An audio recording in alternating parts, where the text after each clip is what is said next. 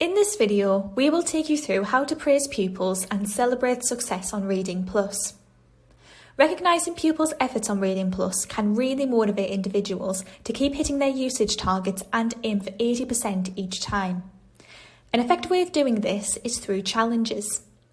Using the Reading Plus Leaderboard report, you can see how your pupils and classes are doing in terms of lessons completed, words read at 80%, comprehension scores, and rate gains.